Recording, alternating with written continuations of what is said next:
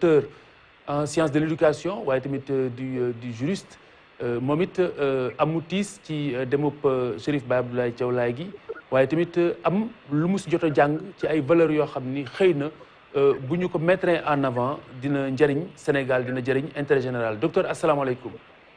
asalaamaaleykum. Khalifa Diakhaté docteur Jaraaf ñu ngi lay dalal bu baax te di la jàll li ñu bokk.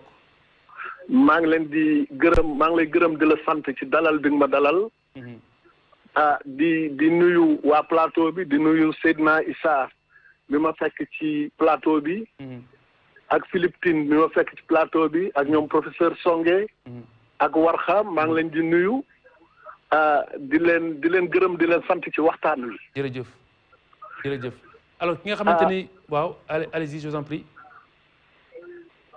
waaw li ma ci wax mooy Sénégal. dañu am ay kenu yoo xam ne. tey buñ ci sukkandikoo. jafe-jafe yu bari war nañu mën a gis saafara si. toogaay bii ñu toog dafa rafet ndax moo nuroog Sénégal gi ñu bëgg. nga gis Philippe Tine toog. jàkkaarloog Seydina Issa Laye Diop. Seydina Issa Rohula mi nga xam ne moo meññ maam Abdoulaye sëñ Ablaye Thiaw.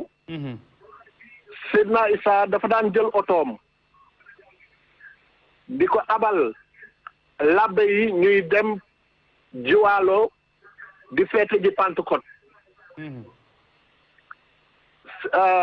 Seydina Issa ci wàllu boppam. moom Libaas Ñang daf ko tagg ne géejug leer ci soodaan.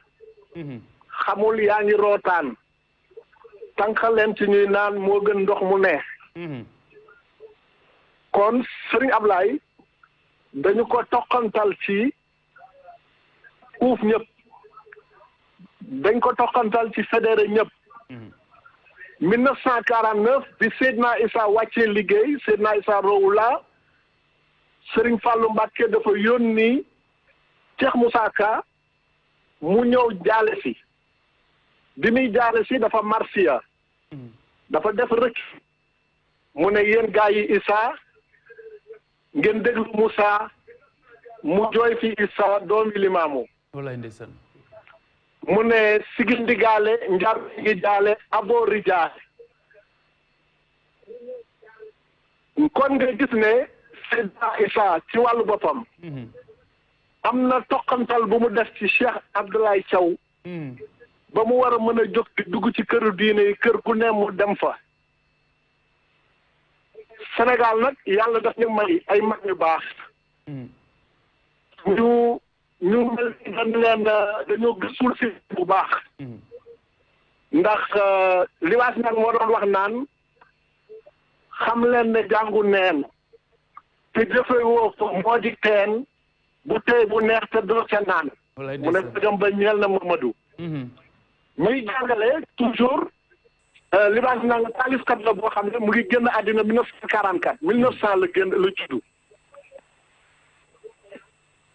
Libaas nag ci wàllu boppam moo ne di tagg Seydina Issa Rohula mu ne géeju leer ci soodaan xamul yaa ngi rootaan tànqaleen te ñu naan moo gën ndoxam neex si maanaam doxe maa yu ba yaram bi làqoo ba tey yaa fi ne mu ne di ñu yedd ñun ñi nga xam ne ñoo ñëw professeur Songe Diop ak ñeneen ñi mu ne ñu ku doyloo sax xam laajoo ku gën a xam doo tàggoo ki jam-jam yu rëy ci wet gu ne mu ne Seydi Rowu Rahman doonay maadi yu bi yaram bi làqoo ba tey yaa fi ne kon nga xam ne tey Issa maa ngi jéggalu de damaa mel ni kuy gàmmu waaye sama yaram moo tàng ngeen jéggal ma ayca mu ngi laa feelu xaw ma na yaa ngi dégg wala déet waaye mu ngi laa awu maa ngi koy séenu waaye sëñ Ablaye Thiaw li ñu ko mën a bàkkee dafa bari dafa am dono bu wér muy dono Seydina Limaamul Mahdi moo tax ma ne ko sa maam ma teggi sant yi muy wuyoo xàmmeetoo géwél ak géer from kiraam yeeca béer gisoon nga ne yaay wanew yoon nga firndeel ko yooni yoon loolu taalif bu ma bind la. bi Cheikh Ablaye Thiaw wàccee liggéey. wallaay ndeysaan. di wane rek ne xalifa réew mi. dafa di réew moo xam ne dañu am jagle. mel ni ku ko soofantal. cardinal Hyacinthe Thiandoum dafa daa dem ci président Senghor di jël ci moom ay billet màkk di ko may ay cousinam ay doomi bàjjanam yoo xam ne ay jullit lañu. wallaay ndeysaan. loolu mooy Sénégal gi ñu bëgg.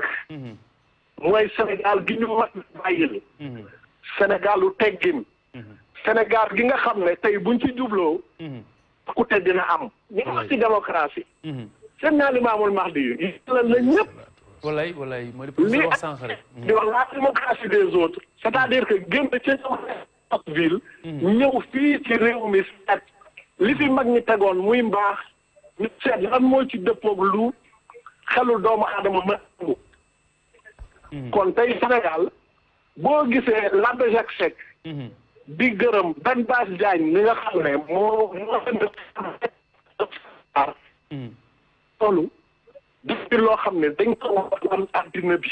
wallaay Ben Bass Diagne dans des périodes d'intolérance religieuse ñu wax fu ne ñu dëkkale fa réew yi naan sous région bi dafa am insécurité tey bu ñu bëggee appeler sous région bi dañuy dem seet mag ñi li nga xam ne loolu lañ fi bàyyi ñu sukkandiku ci ngir mën tabaxaat réew mi. way jërëjëf rafet na ñu lay gërëm di la sant muy docteur Daouda Ndiaye Jaraaf amum njàng ci wàllug science de l'éducation waaye tamit amum njàng ci wàllug yoon waaye li nga xamante ni junj na ko léegi foog naa ni am na solo ñu dellu si ndax Baye Ablaye Thiaw wane na bi Jean-Paul II di dugg ci biir réewum Sénégal solo bi nga xamante ne ni amoon na ko pour ñëpp seede ni Sénégal am na ay diine yu uute waaye wenn xeet la benn famille la.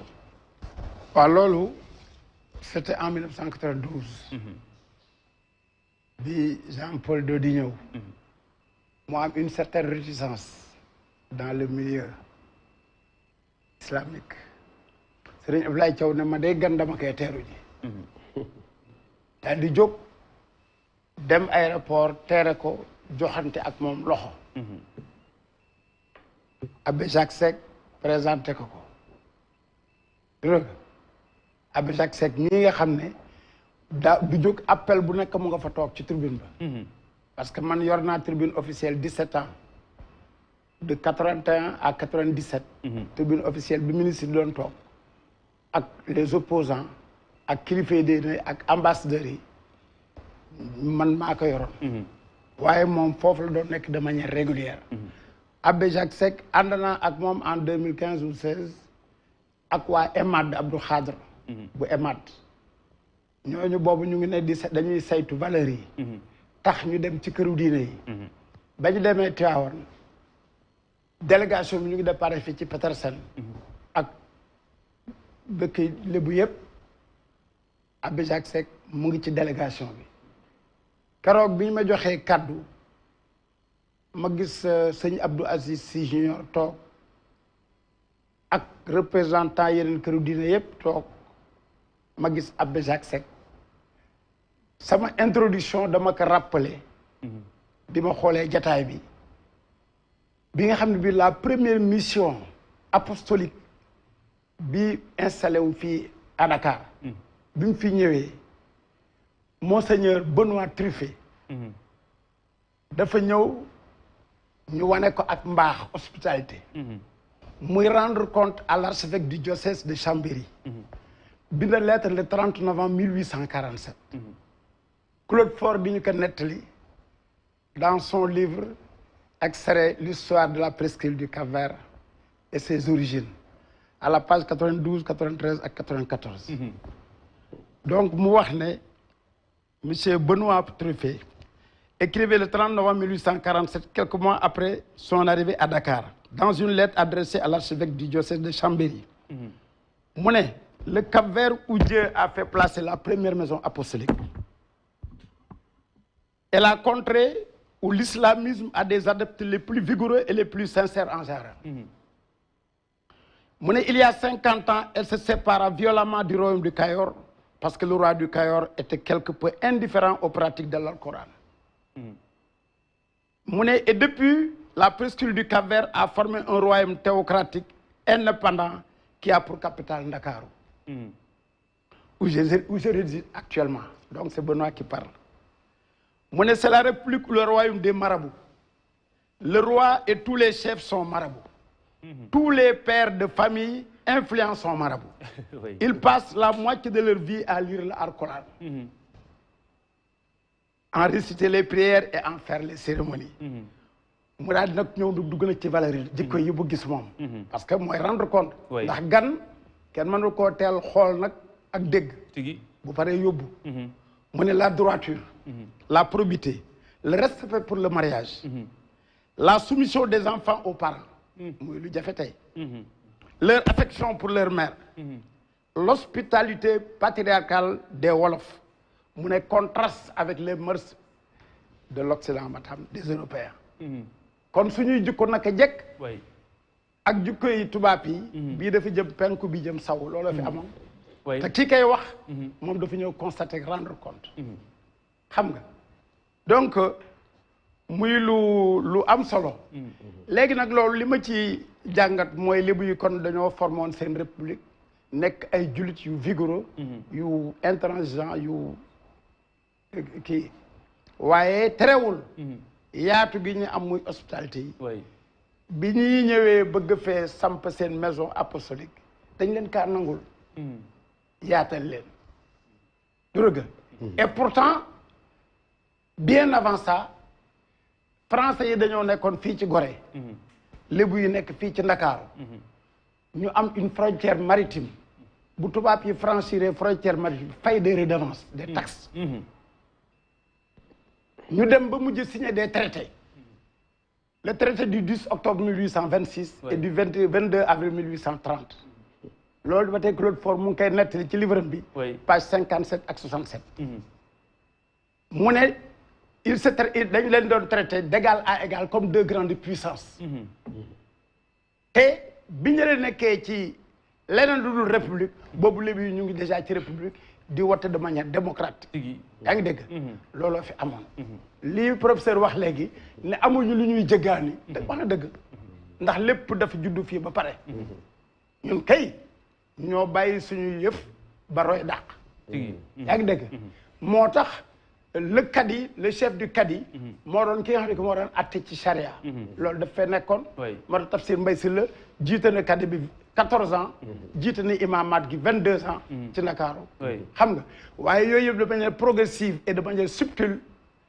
à la veille des indépendances et au début des indépendances ak dans les 10 premières années ñu dañ def un glissement ba lële daal di randu lii daal di taxaw place am le code de la famille de 1972 moo ñëw da nga maam daal di xam nga donc comme pour dire que ne jikko yu baax wala valeur yu baax yàgg na fi te tubarkàlla mënuñu fee def wala ñu wax fi lu ëpp wala lu gën loolu nga xam ne moo fi nekkoon démb très bien kon loolu nag mooy ñëw indiwaat ñu ba fi ñu toll tey rek ci wàllu jikko te ñi koy incarné di mag ñi nga xam ne tey ñooy suñuy seetu boo gisee ma fàttali lii ci démb ndax àdduna ñetti fan la démb la tey ak ëllëg démb passé na mooy tax nga xam sa tey ëllëg yàlla kon foog nga fàttali démb walay du dëgg am na solo waaw am na solo alors professeur donc recentrage bi nga xamante ne ni ñu ngi koy wax ci wàllu jikko yi tibbe ko ci ndono gi foog naa ni ça retrouve tout son sens